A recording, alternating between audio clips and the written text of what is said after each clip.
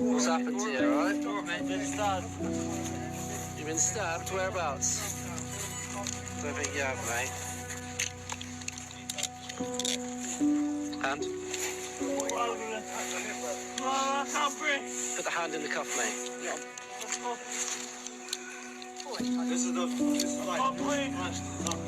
That was the moment Henry Novak was arrested for the crime of being stabbed. In December of 2025, 18-year-old college student Henry Novak was walking home after a night out in Southampton, England, when he encountered 23-year-old Vikram Digwa, a man prosecutors later described as having an obsession with weapons. After a brief confrontation on the street, Digwa stabbed Henry 5 times with a large ceremonial dagger, including a chest wound that caused catastrophic internal bleeding. After the attack, Digwa told responding officers that Henry had racially abused and assaulted him. Acting on Digwa's account, police initially treated the severely wounded teenager as a suspect and handcuffed him on the pavement. Body cam footage later showed Henry repeatedly telling officers that he'd been stabbed, was bleeding, and couldn't breathe as he lay dying in handcuffs. What's happened to you, alright? I've been stabbed.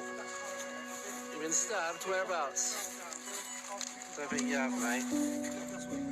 Investigators later determined Digwa's allegations were completely false, fabricated to cover up the fact that he'd just fatally stabbed a man out of nowhere. Henry died at the scene shortly afterward, and Digwa was convicted of murder and sentenced to life imprisonment with a minimum term of 21 years. After the footage was released, Hampshire police apologized for handcuffing Henry as he lay dying. As of now, no officers have been publicly charged or disciplined, but the case has prompted widespread calls for someone to be held accountable. In 2004, 23-year-old Florida teacher Deborah LaFave was arrested for having an illegal relationship with her 14-year-old student, in other words, raping him, after the boy's aunt caught them together and alerted his mother. What made the case even more disturbing was the public's reaction. Instead of outrage, much of the media fixated on her looks, calling her too pretty for prison, and treating the abuse like a scandalous affair rather than a crime. She pled guilty in 2005 and was sentenced to 3 years of house arrest, 7 years of probation, and lifetime registration as a sex offender, but never spent a single day in prison. These were the final texts sent by Eddie Justice as he hid in the bathroom during the 2016 Pulse nightclub shooting in Orlando, one of the deadliest mass shootings in American history. For 3 terrifying hours, the gunman roamed the club and executed anyone he saw, killing 49 and wounding 53. Victims tried to barricade doors, play dead, or call loved ones as SWAT teams surrounded the building. When police finally stormed in and killed him, the scene inside was pure horror. Bodies stacked all over, blood flooding the dance floor, and phones still ringing in the pockets of victims. In 2010, 15-year-old Rebecca Aylward agreed to meet up with her ex-boyfriend Joshua Davies after he promised her they might get back together. What she didn't know was that Davies had been boasting for weeks about his plans to kill her, even joking with friends about what he'd receive if he followed through with it. One friend sarcastically told him he'd buy him a breakfast if he actually did it. Just before the murder, Davies allegedly texted that same friend, "Don't say anything, but you may just owe me a breakfast." On the day of their meeting, Davies lured Rebecca into the woods near Aberkenfig, South Wales, where he crushed her skull with a rock and left her body face down in the mud. Hours later, when Rebecca's mother was frantically searching for her, Davies calmly updated his Facebook status to "feeling chill." At trial, jurors heard about his chilling boasts and casual cruelty, and he was sentenced to life in prison. The friend who joked about the breakfast later admitted that he never thought Davies would actually go through with it. Before he became famous, Vanilla Ice claims he survived a brutal stabbing and a near-fatal nightclub attack. When he was 16, he got caught in the middle of a gang fight in South Dallas and was stabbed 5 times, one wound narrowly missing his heart. Doctors reportedly said the blade came so close that another half-inch would have killed him. Months later, he was nearly beaten to death outside a club after a show, leaving him with permanent nerve damage in his arm. This doll belonging to a 5-year-old girl has been watching over her gravesite since her death in 1912.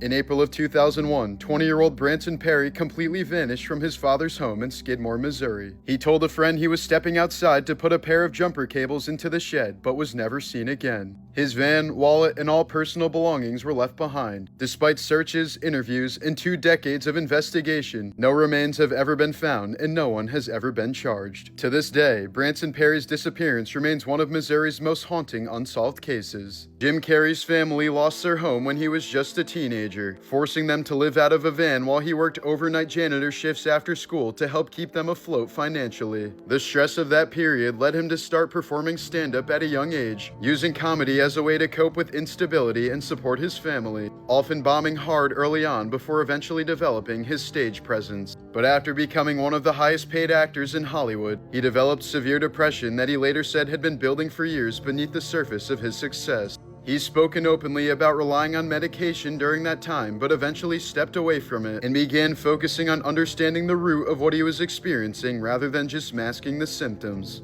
Instead of keeping those struggles private, he described depression in interviews as a form of exhaustion from maintaining a version of yourself that doesn't align with reality, helping people better understand what it can feel like internally. He's consistently used interviews, speeches, and even his own artwork to talk about mental health, identity, and emotional burnout, often encouraging people to confront those issues directly and not define themselves solely by external success. Later in his career, Jim shifted away from constant mainstream roles and focused more on personal expression and selective projects, openly prioritizing his mental state over maintaining the level of fame he had achieved earlier in his career. Real estate agent Todd Kohlhepp became known as the Amazon Review Killer after investigators uncovered sarcastic product reviews he had posted that referenced his real crimes. For years, he joked about using knives, chains, and shovels while remaining unidentified. In 2016, police traced the disappearance of Kayla Brown to his rural South Carolina property, where she was found alive, chained inside a shipping container after Kohlhepp had already murdered her boyfriend. A search of the land revealed multiple buried bodies, and Kohlhepp later confessed to killing 7 people between 2003 and 2016, including 4 victims in a long cold motorcycle shop massacre. Kim Stanger is a criminal law researcher in Ohio who lives with an extremely rare neurological condition that leaves her with no sense of touch, pain, or temperature. Her peripheral nerves don't transmit any sensory signals, meaning she cannot feel injuries, burns, or pressure on her body. Doctors have described her as the only living person documented with a complete loss of somatosensation at this level. As a result, Stanger must visually monitor her body at all times to avoid unknowingly injuring herself, as even severe wounds or extreme temperatures provide no physical warning. On July 17, 2025, Felix Baumgartner, the daredevil who once broke the sound barrier by jumping from the edge of space, was killed in a tragic paragliding crash in Italy at the age of 56. While piloting a motorized paraglider near a seaside resort, he reportedly may have suffered a cardiac event mid-air, causing the craft to spiral out of control before slamming into the hotel's pool area. The impact killed him instantly and injured a hotel worker with flying debris, sending her to the hospital with neck trauma, but she appears to be okay. Witnesses described a terrifying boom as the glider hit, followed by screams from stunned vacationers. Paramedics arrived quickly but were unable to revive him, and guests at the hotel were left stunned as rescue workers covered his body with a tarp near the wreckage. Hours before the fatal crash, he posted an Instagram story with the caption, "Too much wind," his eerie final message before the legendary thrill-seeker met a brutal end while doing what he loved. In February of 2025, 22-year-old Daniel Waterman was left comatose after a violent interstate crash in Florida, leaving him with severe head and spinal injuries. After briefly regaining consciousness months later, he told investigators the crash was intentional, alleging that his pregnant girlfriend, 24-year-old Leah Mumby, deliberately drove the car into a tree during an argument, accelerating as he tried to escape and telling him, "I don't care what happens, you'll get what you deserve." Mumby initially said she did not remember what happened before the crash. Waterby died from his injuries in October of 2025, and prosecutors later upgraded her charges to vehicular homicide. In 1962, the United States detonated a nuclear warhead in space during the Starfish Prime test, exploding it about 250 miles above Earth. The blast was far more destructive than expected, knocking out or damaging multiple satellites, creating artificial radiation belts that lingered for years, and causing electrical failures as far away as Hawaii. The test proved that nuclear explosions in space were unpredictable and capable of long-term damage to both technology and Earth's near-space environment, effectively ending any further attempts once scientists realized the harm could not be controlled. In 2024, Detroit man Curtis Dixon helped a man he believed was blind and even tried to give him money despite being broke. The encounter was secretly filmed as part of a social media video by Zachary Daraniowski, whose content involves pretending to be vulnerable to test strangers' kindness. Curtis was given $1,000 and the video went viral, portraying him as exceptionally compassionate, and he was given $100,000 more in a follow-up video. But within a few weeks of the videos gaining traction, Dixon was targeted because of the attention and cash he had received. He was lured outside under the pretense of helping a woman with her broken-down car, ambushed, kidnapped, beaten, and forced to withdraw money out of ATMs. His attackers then tied him up, poured gasoline on his SUV, and set it on fire. Luckily, Dixon survived after being pulled to safety, and multiple suspects were arrested, including his own nephew, turning the case into a chilling example of how kindness can turn someone into a target and transform a good deed into a near-fatal outcome. Once Hollywood's ultimate action hero, Bruce Willis is now trapped in a devastating real-life decline. In 2022, he was diagnosed with aphasia, a disorder that stripped him of the ability to understand or speak language. And by 2023, his family revealed that it was the early stage of frontal-temporal dementia, a rare and brutal brain disease that erodes memory, personality, and communication until the patient no longer recognizes their loved ones. On film sets before his retirement, Willis was already struggling. He needed lines fed through an earpiece, often forgot entire scenes, and at times fired prop guns without warning, all while being pushed into low-budget cameos that cashed in on his fading star power. Now at just 69, the man who once embodied invincibility in Die Hard is slowly being undone by his own brain, unable to even grasp that he was once one of Hollywood's most iconic stars, while his family prepares for the cruel reality of watching one of the most charismatic voices in cinema fall silent forever. During the 2021 Kabylia wildfires in Algeria, Ben Ismail, a 38-year-old musician who had traveled hundreds of miles to volunteer to help, was falsely accused by locals of starting the fires. Police initially sheltered him inside a station, but a crowd broke in, dragged him into the street, and killed him in a frenzy of violence before setting his body on fire. The killing was filmed and spread online, allowing authorities to later identify dozens involved. In 2022, 49 people were sentenced to death and others to prison terms for their roles in the senseless attack. This was the moment when officers found Marvin Morales lying unresponsive on the floor of a station bathroom. A California sheriff's deputy who just overdosed on cocaine he'd stolen from people he arrested, which later tested positive for fentanyl. Deputies had to rush in and administer Narcan to revive him, and he was fired soon afterward. But on December 2nd, 2025, Morales resurfaced in the most horrific way imaginable. That morning, he stabbed his 11-year-old son multiple times inside their own home, while the boy's 6-year-old sister hid nearby, too terrified to move. Deputies who arrived described blood pooled near the entryway, and signs the boy had tried to crawl toward the front door. Morales fled before anyone could reach him, leading to a pursuit down Interstate 5 that ended when spike strips shredded his tires. As the car crashed to a stop, he reportedly drew a weapon, forcing officers who had worked with him in the past to shoot him. Morales died hours later at the hospital, while the sheriff called the crime one of the most devastating his department had ever encountered. In Gainesville, Georgia, a group of high school students decided to prank their math teacher by toilet papering his yard late at night. When 40-year-old teacher and golf coach Jason Hughes ran outside, he was reportedly joking around and pretending to catch them in the act as they ran back to their car. But as the teens tried to speed away, Hughes slipped on the wet pavement and fell into the road. One of the students, an 18-year-old driving a pickup truck, accidentally ran him over. Hughes was rushed to the hospital but tragically died from his injuries. The driver was initially charged with first-degree vehicular homicide, while several other students were arrested for trespassing and littering. But Hughes's family later asked prosecutors to drop the charges, saying the beloved teacher cared deeply about his students and never would have wanted any of their lives destroyed over a prank. Baseball legend Mickey Mantle lived much of his life believing he was destined to die young, since most men in his family had died of Hodgkin's disease before their 40s. This belief caused him to develop a self-destructive lifestyle filled with alcoholism, womanizing, and constant risk-taking under the assumption that he wouldn't live past 40. He routinely drank before, during, and after games, eventually destroying his liver to the point of requiring a transplant at age 63. The surgeon who performed the transplant later said that Mantle's body was in as bad a shape as any I've ever seen.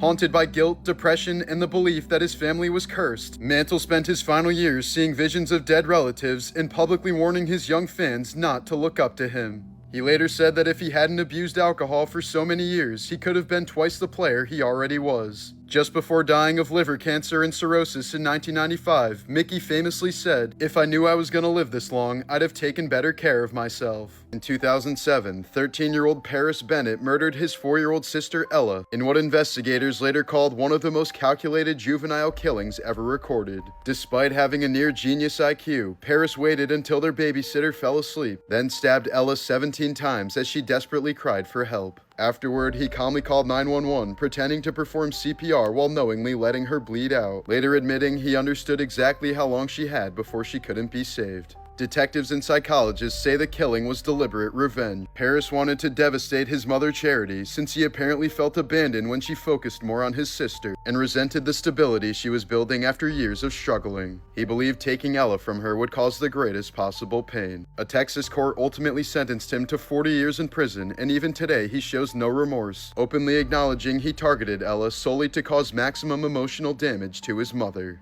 Like, subscribe, and turn on the bell notifications. In the wreckage, workers found a fragment of a Bible literally fused to a slab of steel by the fire and pressure. Eerily, it was open to the verse, "An eye for an eye, but I say to you, resist not evil." Amid the ash and twisted metal, investigators recovered a hijacker's passport lying intact on the sidewalk near the burning towers. It belonged to Satam al-Sukami of Flight 11 and was handed to police by a passerby just minutes before the South Tower collapsed. The fragile document's survival amid destruction has fueled many conspiracy theories, though experts claim that light objects can be blown clear by the force of a crash. Known as the meteor, this was the result of 5 floors of the World Trade Center being compressed together after the buildings collapsed. It's not known if there are any human remains inside. Rescue crews uncovered 2 massive steel beams fused together in the shape of a cross. The so-called Ground Zero Cross became a powerful religious symbol preserved today at the 9/11 Memorial. Long after the cleanup, body parts were still being uncovered. In 2006, the arm of a victim was found on the rooftop of a nearby bank, and as recently as 2013, fragments of human remains were discovered on a Manhattan rooftop over a decade after the attacks. Beneath the rubble, archaeologists found the remains of an 18th century wooden ship, preserved under the World Trade Center site for centuries until the tower's collapse exposed it. Out of the 40,000 windows within the Twin Towers, only one of them survived 9/11. It's believed to have come from the 82nd floor of the South Tower, one of the 9 floors that was struck by the second plane.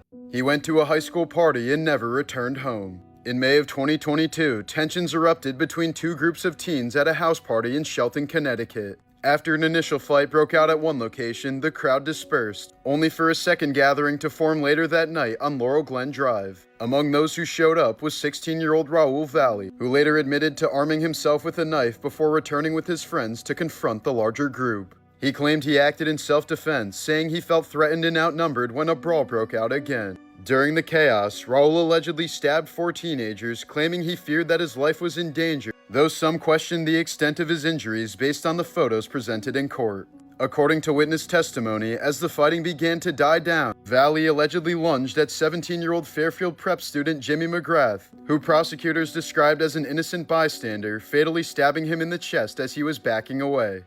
Valley later rejected a 40-year plea deal and took the case to trial in July of 2025. He was acquitted of murder, intentional manslaughter, and intentional assault, but the jury deadlocked 11-1 on reckless manslaughter, resulting in a partial mistrial. Prosecutors are now pursuing a retrial on those unresolved charges. In the aftermath, a wave of support for Raul flooded social media, often ignoring or downplaying the death of Jimmy altogether. Posts portraying Valley as the real victim while blaming Jimmy simply for being there quickly circulated, despite numerous witness accounts stating Jimmy had no involvement in the conflict. Remembered as a standout lacrosse player, Jimmy was the only teen who lost his life that night, a senseless tragedy that left a hole in the town he grew up in. His death remains a heartbreaking reminder of how quickly teenage conflict can result in the loss of an innocent life, as those closest to him are still waiting for true accountability. In 1984, while filming Armor of God in Yugoslavia, Jackie Chan attempted what should have been a routine stunt, jumping from a wall onto a tree branch. But the branch snapped, sending him plummeting headfirst onto a pile of jagged rocks. His skull immediately cracked open, driving bone fragments deep into his brain. Emergency surgery saved his life, but not without leaving a permanent hole in his skull. Now covered by a plastic plate he can still feel to this day.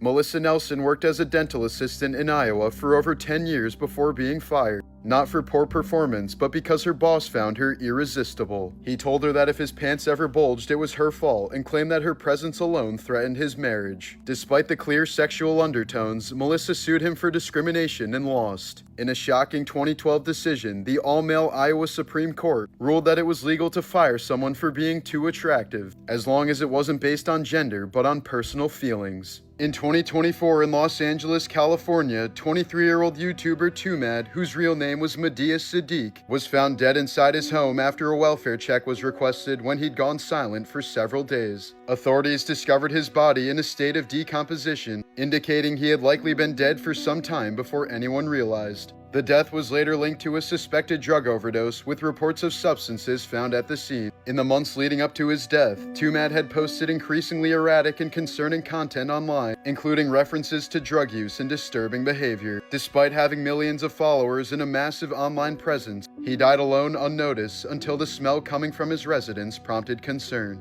Donald Miller disappeared in Ohio in 1986 to escape debt and alcoholism, and was declared legally dead in 1994 so his ex-wife could collect Social Security benefits for their children. Years later, he resurfaced and appeared in court in 2013 asking to be declared alive again. The judge ruled that under Ohio law, a death declaration cannot be reversed after 3 years, meaning that despite standing in the courtroom alive, Miller was legally considered dead. As a result, he was left unable to get a driver's license, Social Security number, or legally work, effectively existing outside the system with no clear way to reverse his status. Scientists just brought back an animal that had been extinct for over 10,000 years. A genetic engineering company called Colossal Biosciences have managed to bring back the direwolf by using advanced gene editing techniques, not to perfectly recreate the extinct species, but to mimic their traits in genetically modified gray wolves. The 3 wolf pups, Romulus, Remus, and Khaleesi, are expected to grow significantly larger than modern gray wolves, eventually weighing over 150 pounds. The company claims their goal is to reintroduce these apex predators to areas where they once existed,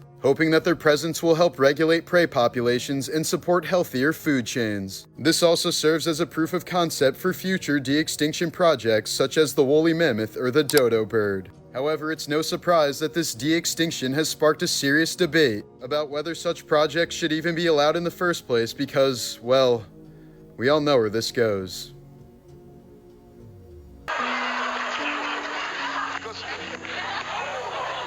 In 1985, talk show host Richard Belzer invited Hulk Hogan and Mr. T on his show to promote the first ever WrestleMania. To demonstrate a wrestling hold, Hogan placed Belzer in a front shinlock that instantly cut off blood flow. Belzer passed out within seconds, went limp, and collapsed headfirst onto the studio floor, splitting his head open on live television. He regained consciousness with blood pooling on the stage and later needed stitches.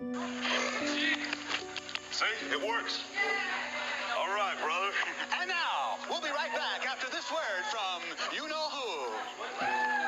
We'll be right back. Belzer later sued Hogan and the WWF for $5 million but settled out of court, reportedly using the payout to buy a house he jokingly called Ches Hogan. In 1945, 12-year-old Paul Cusack was reported missing after going out to play near his home in Euclid, Ohio. The next morning, his father began searching nearby lots and made a horrific discovery in a storage yard used by a grain company. Paul had been accidentally buried alive beneath an avalanche of thousands of pounds of split peas after heavy sacks of them toppled over and collapsed on top of him while he was playing nearby. In 2023, 6 Mississippi cops who called themselves the Goon Squad stormed into a home without a warrant after a neighbor complained about 2 black men staying with a white woman. What followed was hours of torture straight out of a nightmare. The officers tased the men, forced them to strip, and poured milk, alcohol, and chocolate syrup over their bodies while taunting them with racial slurs. They made them crawl on the floor, threatened to sexually assault them, and even forced them to shower together at gunpoint. The ordeal finally ended after one officer shoved a gun into Michael Jenkins' mouth and pulled the trigger, shattering his jaw but somehow not killing him. To cover it up, the squad planted drugs and filed false reports, but the truth eventually came out and all 6 were sentenced to decades in prison. In 1994, FedEx flight engineer Auburn Calloway boarded Flight 705 with a guitar case. Inside were 2 claw hammers, a spear gun, and a plan to murder the crew. Facing termination for lying about his flight hours, he knew FedEx's life insurance would still pay out if he died in a workplace accident. So his plan was to bludgeon the pilots to death mid-air, crash the plane, and make it look like a mechanical failure, so that his ex-wife and kids could collect the payout. Once airborne, he ambushed the crew, cracking skulls and severing arteries with hammer blows. One pilot lost half his blood, while another had his face crushed and nearly lost an eye as Calloway tried to gouge it out. But bleeding out and barely conscious, the pilots fought back, rolling the plane 140 degrees to disorient him and eventually beating him into submission. When paramedics boarded, they found the rear of the cockpit drenched in blood. Calloway was sentenced to life in prison without parole, and none of the pilots ever flew commercially again. 2005, Thomas Montgomery, a 46-year-old married man from New York, created an online persona named Tommy, presenting himself as an 18-year-old Marine. Using this catfish, he began an online relationship with a 17-year-old girl from West Virginia named Jessie. But Montgomery's coworker, 22-year-old Brian Barrett, also became involved with Jessie online. When Jessie started shifting her attention to Barrett without him having to catfish her, Montgomery became consumed with jealousy. Eventually, Montgomery ambushed Barrett in their workplace parking lot and shot him 3 times with a military-style rifle, with one bullet piercing his neck as he sat in his car. Tommy was later arrested and pleaded guilty to second-degree murder, receiving 20 years in prison. But the story didn't stop there. In a final shocking twist, it was revealed that the teen girl they'd both been obsessed with was actually a 45-year-old housewife who was using her daughter's photos to catfish men online. This woman convinced herself she needed human blood to survive the way other people need food. Starting in 1989, Brisbane's Tracy Wigington started killing animals, storing their bodies, and drinking their blood in private feedings before deciding she needed a living human victim. With 3 friends, she lured 47-year-old Edward Baldock into her car and drove him to a riverbank. The moment he stepped out, Wigington ambushed him with a hunting knife so violently that investigators said the wounds were frenzied and his throat was sliced so deep his head was nearly severed. She crouched over him as he died and drank from the blood pouring from the gash in his neck. Detectives later said the scene was so saturated with blood it looked ritualistic, and photos recovered from Wigington showed she'd been staging mock sacrifices with her friends in the months leading up to the murder. When police searched her belongings, they also found jars of preserved animal remains and notebooks describing her goal of becoming a fully transformed vampire. She pleaded guilty and received life in prison, yet still walked free in 2012, leaving one of Australia's most senseless and sadistic murders behind her.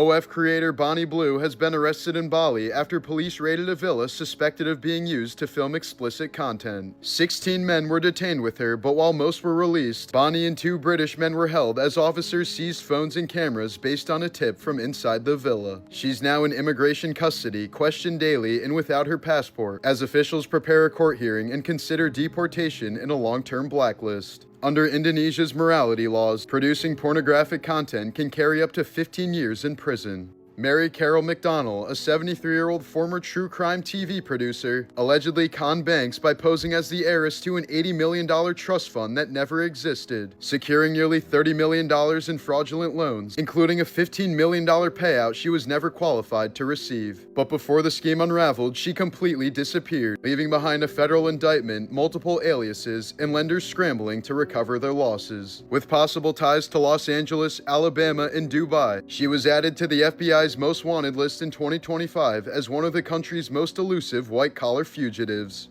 This was the moment when a typical news broadcast turned into an outright nightmare for CBS reporter Lara Logan. On the night of February 11, 2011, as Egypt erupted in celebration over the resignation of their president, Lara Logan was in Cairo documenting the historic moment with her CBS crew for more than an hour, until their camera battery suddenly died and they stopped to regroup. Her local translator then heard the crowd say things like, "Let's take her pants off," and a night of celebration quickly turned into pure terror for the journalist. Suddenly separated from her bodyguards and translators, Logan was swallowed by a crowd of 200 to 300 men who suddenly turned on her in a violent sexual assault. Her clothes were torn, she was dragged, beaten, and by her account, raped with their hands while others filmed on cell phones. She struggled to breathe as her ribcage was compressed and her limbs went numb, convinced she was gonna die. After about 30 minutes, a group of Egyptian women and 24 soldiers forced their way into the mob and carried her away. Logan was hospitalized, flown home the next day, and later went public to break the silence about mass sexual assaults in protest crowds and the risks constantly faced by women in volatile environments of men.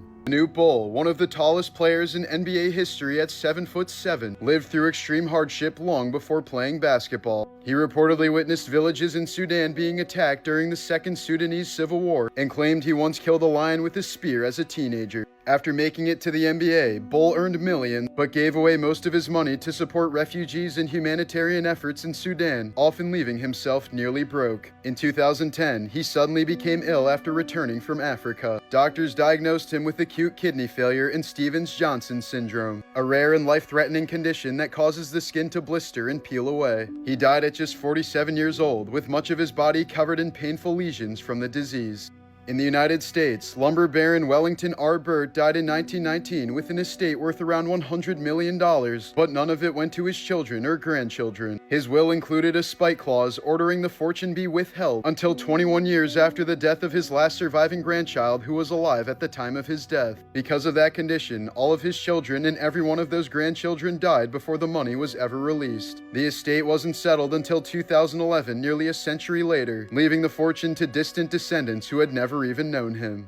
Like, subscribe, and turn on the bell notifications. Rama Haruna was born in Nigeria in 1996 and appeared healthy at birth, but at around 6 months old, she suddenly became ill and her body stopped developing normally. As she got older, most of her body stopped growing and she lost the ability to sit or stand, leaving her with a severely shortened torso and almost no functioning limbs. While her body remained extremely small, her head continued to grow and age normally, creating a striking contrast that doctors were never able to fully explain. Because she couldn't move on her own, Rama's family often carried her around in a large plastic bucket so she could leave the house. Despite constant pain, she remained mentally sharp and spoke about wanting to live a normal life. She died in 2016 at the age of 19 after living her entire life with the unexplained condition. In the 1840s, Anarcha Westcott, an enslaved black woman, was forced to undergo about 30 experimental gynecological surgeries performed by Dr. J. Marion Sims, who was later known as the father of modern gynecology. Sims was apparently trying to repair childbirth injuries called fistulas, and the procedures were carried out without anesthesia at a time when many physicians believed African Americans couldn't feel pain. Although his techniques influenced early gynecology, Anarcha has come to symbolize how much medical advancement was built on the suffering of enslaved women. Today, she's remembered as one of the mothers of gynecology, not for a discovery she chose, but for what she was forced to endure. Russian fitness influencer Dmitry Nuyanzin has died after collapsing during a workout, and investigators say his body had been pushed to the absolute breaking point. The 32-year-old had recently been filming a 10,000-calorie bulking challenge while still cutting water for photo shoots and reportedly cycling stimulants and anabolic agents. Friends said he'd been complaining of dizziness and chest pain, but kept training to keep up the content. When he collapsed at the gym, doctors couldn't revive him, and the autopsy showed his heart was severely enlarged and overloaded, more like that of a much older man. Experts concluded he suffered sudden cardiac failure triggered by a perfect storm of extreme overeating, chemical strain, dehydration, and relentless overtraining. Nicholas Kunzelman and Stephanie Hart Grizel survived the Columbine shooting in 1999, only to be mysteriously murdered less than a year later. On February 13, 2000, Stephanie went to visit Nicholas while he was closing the Subway restaurant just a mile from their high school. Hours later, an off-duty employee noticed the lights still on, walked in, and saw an unknown young man leaving. Inside, he found both Columbine teens shot to death behind the counter. Nothing was stolen, so it wasn't a robbery, and the witness gave a detailed description of the suspect, but he was never found. Investigators later uncovered a drug ring operation out of that Subway, but there was no link to the teens. To this day, the killer has never been identified. On a cold winter night in 1977, 48-year-old Teresita Basso was found brutally murdered in her Chicago apartment. Her body had been left naked under a burning mattress with a knife still embedded in her chest. The case quickly went cold with no suspects and no apparent motive, until months later when police received a chilling phone call. A local man claimed that his wife, who had worked with Teresita, began channeling messages from Teresita's ghost during trance-like states. During these eerie episodes, the woman would apparently speak in Teresita's voice, identifying her killer as a man named Alan Showery. Even more disturbingly, the alleged spirit named stolen items that were taken from her apartment, including specific pieces of jewelry that Showery had stolen from her. As absurd as it sounded, police followed these clues, and shockingly, they all checked out. Showery was arrested and eventually confessed, making this one of the most bizarre criminal cases in modern history. Charlie Kirk has been shot in the neck. The 31-year-old conservative activist, founder of Turning Point USA and father of 2 young children, was speaking at Utah Valley University when gunfire erupted just 20 minutes into the event. The bullet tore through his neck, sending the crowd into a frenzy as people dove for cover and security dragged him from the stage, leaving a pool of blood on the ground where he'd been sitting. Kirk, who rose to prominence as an outspoken conservative speaker at college campuses, was immediately rushed to a hospital, but his condition remains undisclosed. The tragedy unfolded against a tense backdrop.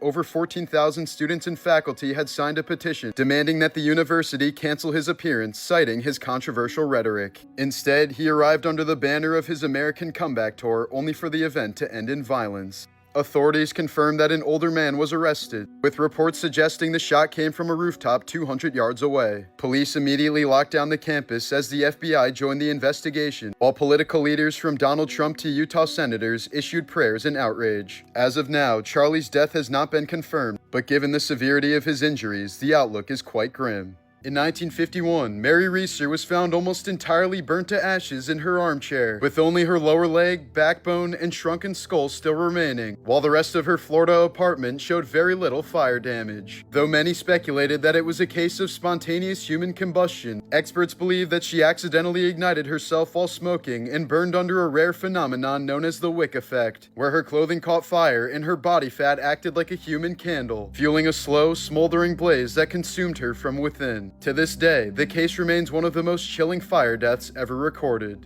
In 1761, a French ship carrying 160 Malaysian slaves crashed into the barren Tromelin Island, resulting in 100 of them drowning while shackled below deck. The surviving 60 slaves were forced to build a raft for the fleeing French crew, who promised they'd return but never did. Stranded on a small desolate sandbar with no trees, no fresh water, and no hope, the abandoned slaves endured 15 harrowing years. They scavenged shipwrecked debris for crude shelter and tools, drank rainwater when it fell, hunted seabirds and turtles to stave off starvation, and managed to keep a fire burning despite there being no trees on the island. When rescue finally arrived in 1776, the island held only 7 emaciated women and a single infant. Pamela Anderson contracted hepatitis C in the 90s after sharing a tattoo needle with her husband Tommy Lee, who never told her he had the deadly virus. Doctors warned her it could kill her within 10 years, and the virus slowly attacked her liver, while she suffered from chronic fatigue, weakness, and bouts of depression. At her lowest, she described feeling like her body was rotting from the inside, as the disease forced her out of the spotlight and into isolation. For over a decade, she lived with the fear of cancer or liver failure, until she was finally cured in 2015 by a breakthrough antiviral treatment. In 2004, 7-year-old Tyler Moon became a walking miracle after a horrific quad crash left both he and his father critically injured in the Australian bush. Despite suffering 2 collapsed lungs filling with blood, 7 broken ribs, and a shattered arm, the boy staggered for nearly a kilometer through dense forest to reach help. When he finally reached his mother's house, he managed to say, "Dad said you should call an ambulance," before collapsing on the ground. Doctors said it was a miracle that Tyler survived at all, let alone saved someone else's life in the process. This is Kalpana, a 13-year-old domestic worker in Bangladesh who was rescued after enduring unthinkable abuse at the hands of her employers. For months, she was beaten, burned, and even had several teeth forcibly pulled out, leaving her body covered in scars. Her case only came to light when a doctor noticed her injuries and contacted a journalist, who then notified police. The first photo shows her immediately after being rescued, still traumatized and scarred, while the second captures her later in recovery upon finding her smile again. In 2023, 38-year-old Christina Murray from Savannah, Georgia underwent IVF hoping to finally become a mother, only to face one of the most devastating mix-ups in IVF history. After giving birth in December, she was stunned when her newborn son's features didn't match the white sperm donor she had chosen. A DNA test later revealed the unthinkable. The embryo wasn't hers at all. For 5 months, she breastfed, nurtured, and bonded with the baby until a court ruled she had to surrender him to his biological parents. Now separated from the child she carried and cared for, Murray is suing the clinic responsible, describing the ordeal as a nightmare that robbed her both of her dream of motherhood and the son she thought was hers. Disney casted Tim Allen as the Santa Claus in 1994. The studio quietly broke its own rule against hiring ex-convicts. Back in 1978, he was arrested at the airport while trying to smuggle more than a pound of cocaine and faced a possible life sentence before cutting a deal to inform on other dealers. He spent over 2 years in federal prison, getting out in 1981, then spent the next decade rebuilding his career until Home Improvement turned him into a star in 1991. So by the time Disney handed him the lead role in The Santa Claus, they were making one of the rarest casting exceptions in company history, turning a former federal prisoner into the face of Christmas. A recent medical case from Denmark describes a 39-year-old man who died within 26 hours after drinking water from a coconut that had been sitting unrefrigerated on a kitchen table for more than a month. When he punctured it with a straw, he noticed it tasted strange but kept drinking. Inside, the coconut had become contaminated with Aspergillus flavus, a fungus that produces aflatoxin, one of the most potent natural liver poisons known. Within hours, he developed abdominal pain, vomiting, and liver failure. And despite emergency treatment, he died the next day from drinking coconut water. Victoria Wright was born with cherubism, a rare genetic disorder that causes the bones in the lower face to grow erratically, giving her a swollen, distorted appearance that drew cruel comments from strangers her entire life. The condition can be extremely painful by tightening the jaw, straining the facial nerves, and making basic things like chewing or even speaking very difficult at times. As a child, she endured constant looks, bullying, and even adults snickering about her in public as if she wasn't standing right there. But instead of hiding, she turned her diagnosis into a mission, calling out the cruelty she faced after a BBC documentary sparked a wave of online abuse and becoming a fierce advocate for people with facial differences.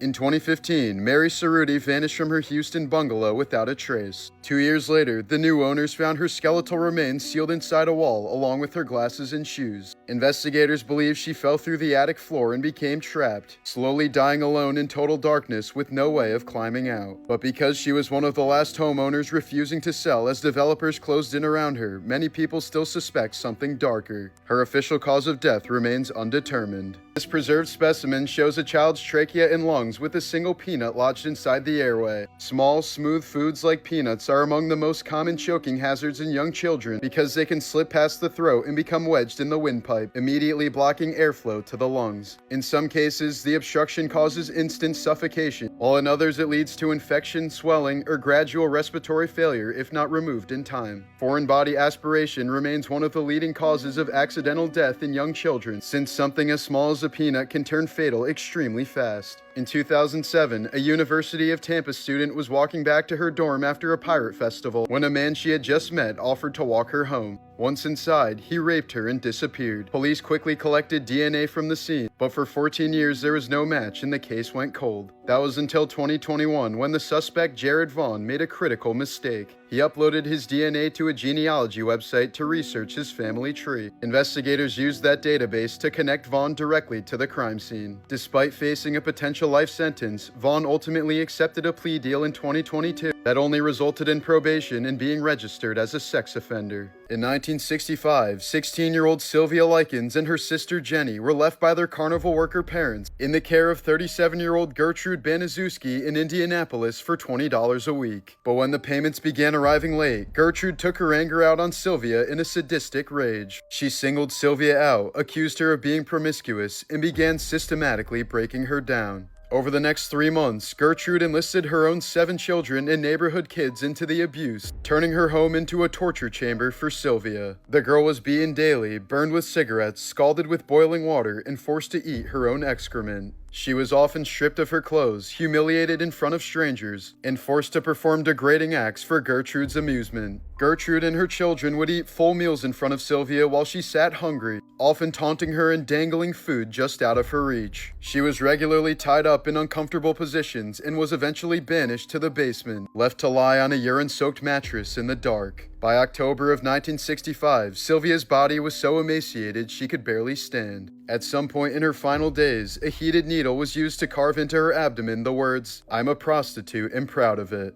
After collapsing from brain swelling, internal bleeding, and shock, Sylvia died alone on the filthy basement floor. When police found her body, they described it as one of the most horrific cases of child abuse in American history. Gertrude, 2 of her children, and 2 neighborhood boys were convicted, but none served out their full sentences, some walking free in less than 20 years. This was the shocking moment her family realized they'd made a horrific mistake. In Thailand, a 65-year-old woman who was presumed dead stunned mourners when she suddenly started knocking from inside her coffin just moments before cremation. Her family had believed she'd passed away after appearing to stop breathing 2 days earlier, so she was transported hundreds of miles to a Bangkok area temple for her funeral. But just as monks were preparing the cremation rites, staff heard faint thuds coming from the coffin and opened it to find her alive, barely moving, eyes fluttering, and severely weakened from critically low blood sugar. Temple workers later said the knocking was so faint they almost dismissed it as part of the ritual drum sounds, meaning she was seconds away from being burned alive without anyone noticing. The discovery sparked outrage over how she was declared dead without a medical exam, and how close she came to cremation after laying unconscious in a sealed coffin for 2 days. She was rushed to the hospital and is now in stable condition, recovering under medical supervision after narrowly surviving her own funeral.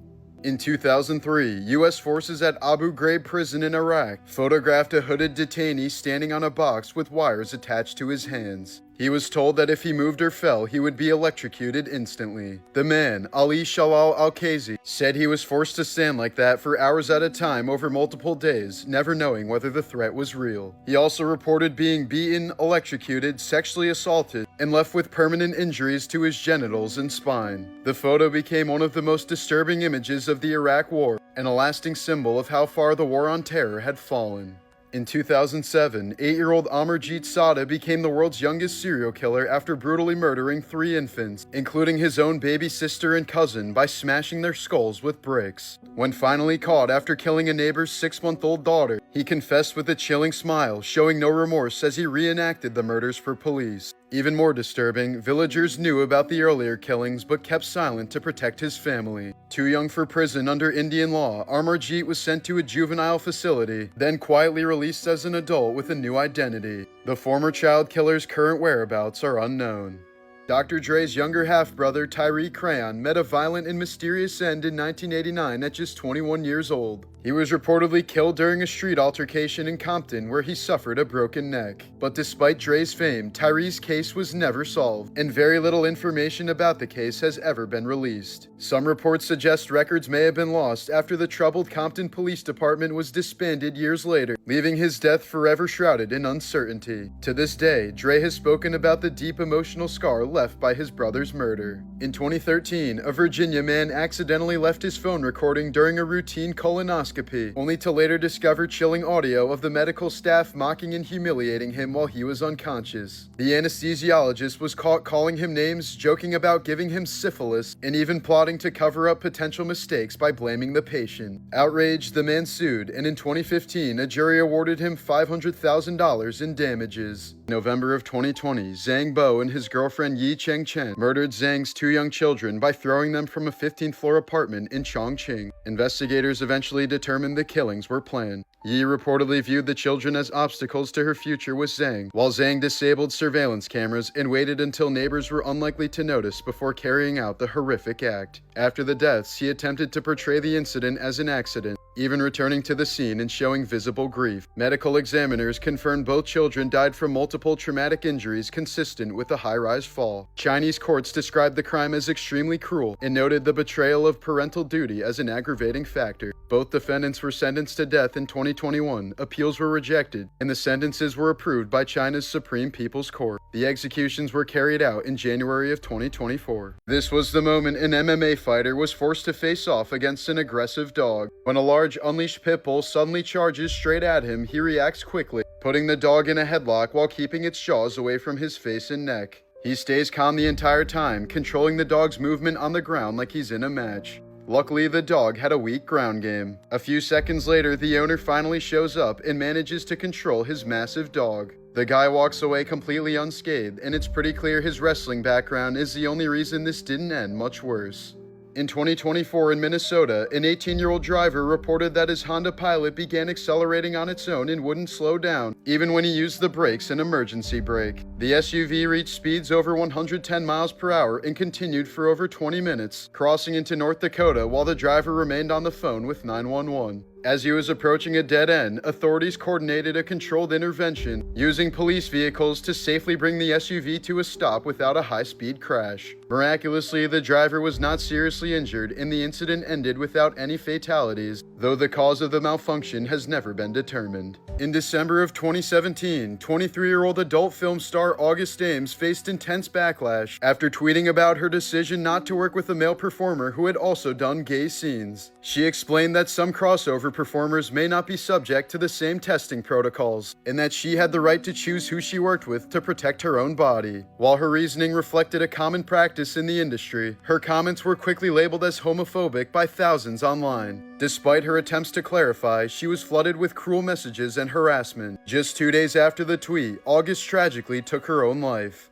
On September 26, 1999, 39-year-old Gladys Ricard stood in her living room dressed in her wedding gown, holding a bouquet of flowers. She was surrounded by family and friends, taking some photos before heading to the church for her wedding. But in one haunting image, she's seen turning toward the front door, seconds before her ex-boyfriend Augustine Garcia walked in uninvited. Without speaking, he pulled out a revolver and shot her 3 times, including once in the head, as her loved one screamed in horror. The entire attack was captured on video, and this last photo of Gladys became a haunting record of her final moments before being murdered.